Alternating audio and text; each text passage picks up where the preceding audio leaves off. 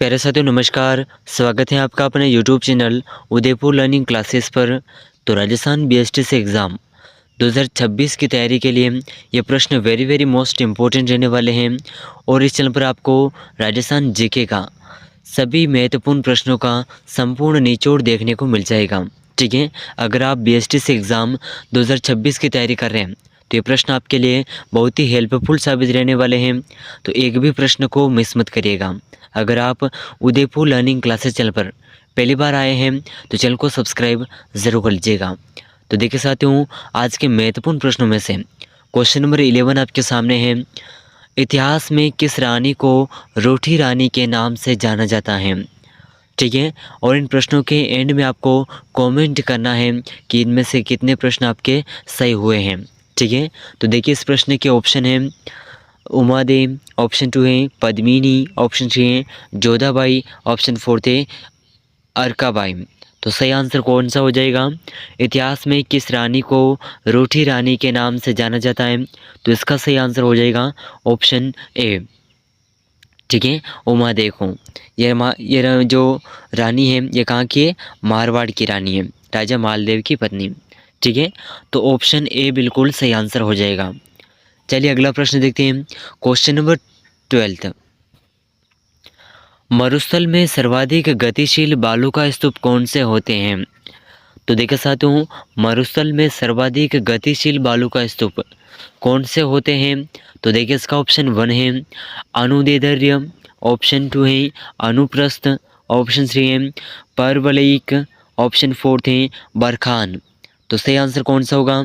यह सही आंसर हो जाएगा ऑप्शन डी, बरखान बालू का स्तूप। ठीक है, तो इस प्रश्न का ऑप्शन 4 बिल्कुल करेक्ट आंसर हो जाएगा। ठीक है, वेरी मोस्ट इम्पोर्टेंट क्वेश्चन है, ज़रूर याद रखिएगा। तो देखिए साथियों, अगर आप राजस्थान बीएसटीसी एग्ज़ाम 2026 की तैयारी कर रहे हैं तो ये प्रश्न आपके लिए वेरी मोस्ट इम्पोर्टेंट साबित रहेंगे और इनमें से बहुत से प्रश्न आपको एग्ज़ाम के अंदर हूबहू देखने को मिल जाएंगे। ठीक है, और इस चैनल पर हम बीएसटीसी एग्ज़ाम के सिलेबस अकॉर्डिंग महत्वपूर्ण प्रश्नों की क्लासेस रोज़ाना कवर कर रहे हैं। ठीक है, जहाँ से आपके एग्ज़ाम के अंदर प्रश्न बनते हैं, तो सभी क्लासेस को एंड तक वॉच करना है। ठीक है, तो चलिए अगली शुरुआत करते हैं क्वेश्चन नंबर 13 से। राजस्थान के किस जिले की सीमा पाकिस्तान अंतर्राष्ट्रीय सीमा से नहीं मिलती है? तो ऐसा कौन सा जिला है जिसकी सीमा पाकिस्तान के साथ में नहीं लगती है? तो देखिए इसका ऑप्शन 1 है बाड़मेर, ऑप्शन 2 है हनुमानगढ़, ऑप्शन 3 है बीकानेर, ऑप्शन 4 है जैसलमेर। तो सही आंसर हो जाएगा ऑप्शन बी, हनुमानगढ़। ठीक है, ऑप्शन बी बिल्कुल करेक्ट आंसर हो जाएगा। ठीक है साथियों, तो देखिए साथियों अगला महत्वपूर्ण प्रश्न आपके सामने है। क्वेश्चन नंबर 14, मेवाड़ा या मेरवाड़ा की पहाड़ियाँ मुख्य रूप से कहाँ स्थित हैं?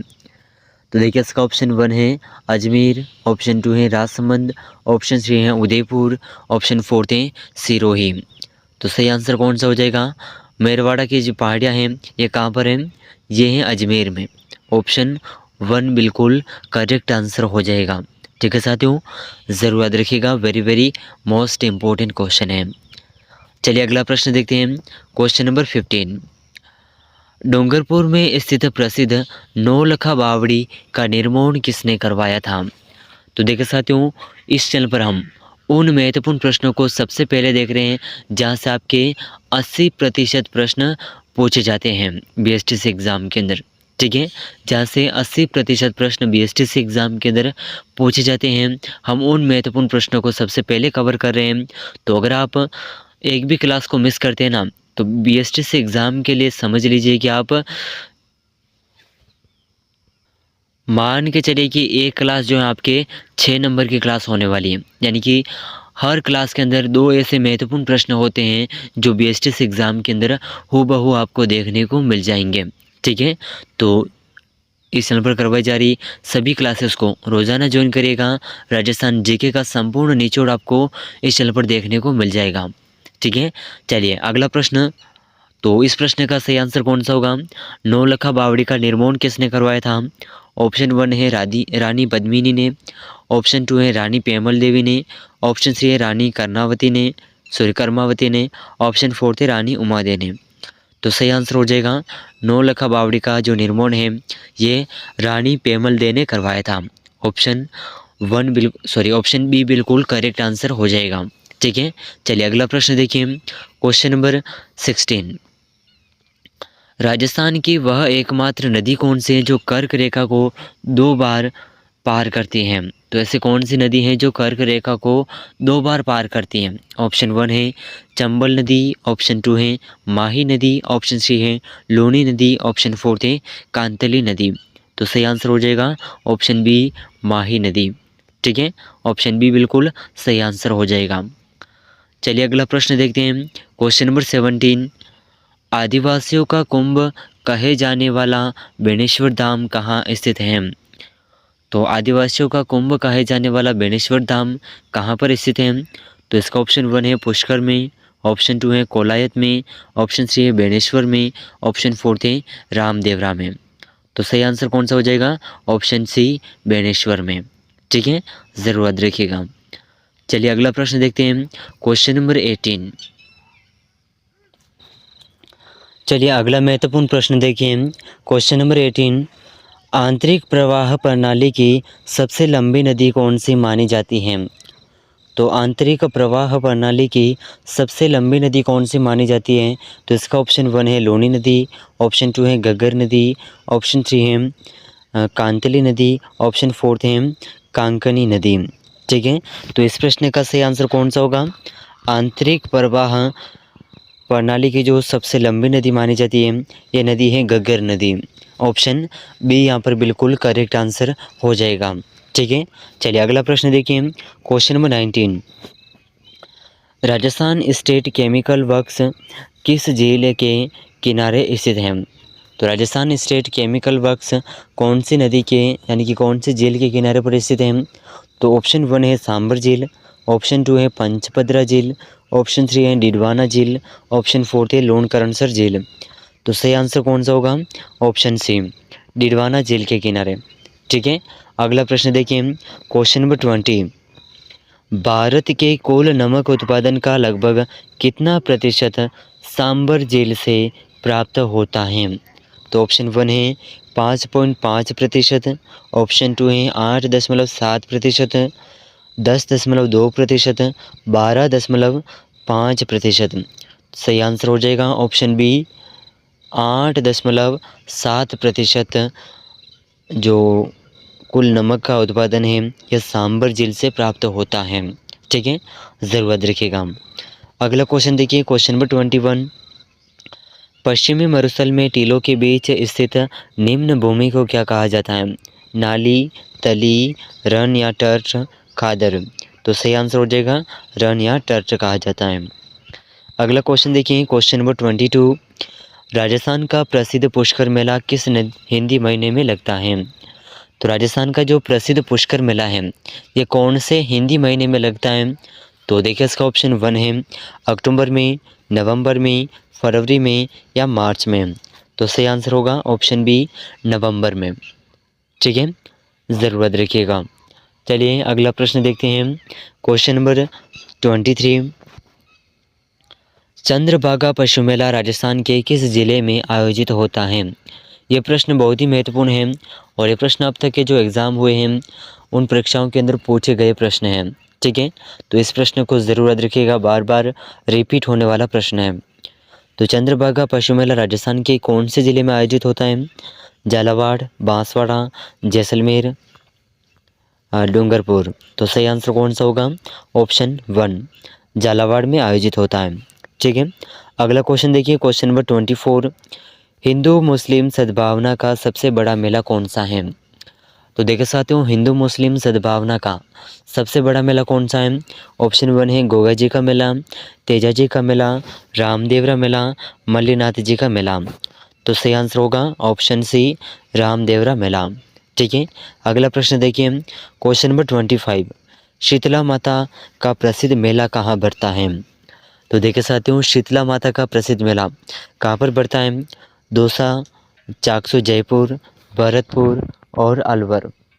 ठीक है, तो इन 4 ऑप्शन में से सही आंसर हो जाएगा चाकसू जयपुर में शीतला माता का प्रसिद्ध मेला बढ़ता है। अगला क्वेश्चन देखिए, क्वेश्चन नंबर 26, बलिया नामक आभूषण शरीर के किस अंग पर पहना जाता है? ऑप्शन 1 है सिर पर, ऑप्शन 2 है कान में, ऑप्शन 3 है नाक में, ऑप्शन 4 है हाथ में। तो बलिया नामक आभूषण हाथ में पहना जाता है। ऑप्शन 4 यहाँ पर बिल्कुल करेक्ट आंसर हो जाएगा। चलिए अगला प्रश्न देखते हैं। क्वेश्चन नंबर 27, भील जनजाति की महिलाओं द्वारा पहना जाने वाला वस्त्र कछावू क्या है? ऑप्शन 1 है साफा, महिलाएं की घाघरा जो कि महिलाएं पहनती हैं, ओढ़नी और अंगरखी।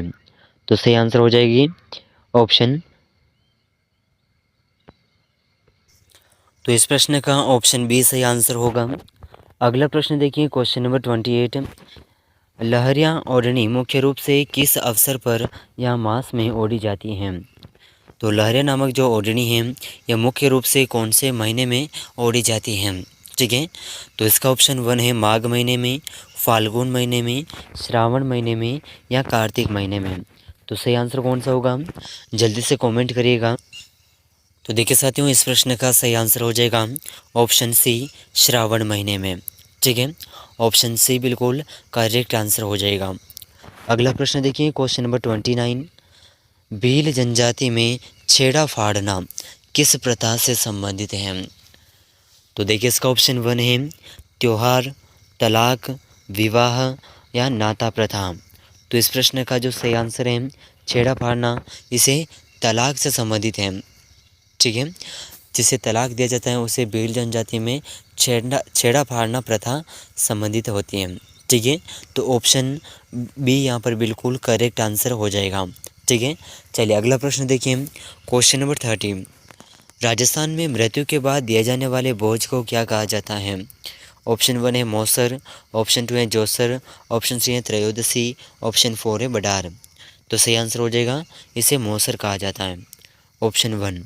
ठीक है, तो देखिए साथियों, इस क्लास के अंदर हमने राजस्थान की कुल कला और संस्कृति से संबंधित 20 महत्वपूर्ण प्रश्नों को कवर किया है, जहां से आपके बीएसटी एग्ज़ाम के अंदर बहुत से प्रश्न बनते हैं। और इस चैनल पर हम सबसे पहले बीएसटी एग्ज़ाम के अंदर जहां से 80% प्रश्न पूछे जाते हैं उन सिलेबस को कवर करेंगे। उसके बाद में हम जहां से 20% बचे हैं, ठीक है, उस 20% वाले सिलेबस को कवर करेंगे। तो इन प्रश्नों में से आपके कितने प्रश्न सही हुए हैं कमेंट करके ज़रूर बताइएगा। और अगर आप उदयपुर लर्निंग क्लासेस चैनल पर पहली बार आए हैं तो चैनल को सब्सक्राइब जरूर कर लीजिएगा। बीएसटी एग्ज़ाम से जुड़े सभी महत्वपूर्ण प्रश्नों का संपूर्ण निचोड़ आपको इस चैनल पर देखने को मिल जाएगा। और बीएसटी एग्ज़ाम की संपूर्ण तैयारी आपको उदयपुर लर्निंग क्लासेस चैनल पर देखने को मिल जाएगी। तो चैनल को सब्सक्राइब कर लीजिएगा और इस क्लास को अपने दोस्तों के साथ में शेयर ज़रूर करिएगा। ठीक है, तो मिलते हैं अगले महत्वपूर्ण प्रश्नों के साथ में। तब तक के लिए जय हिंद, जय भारत।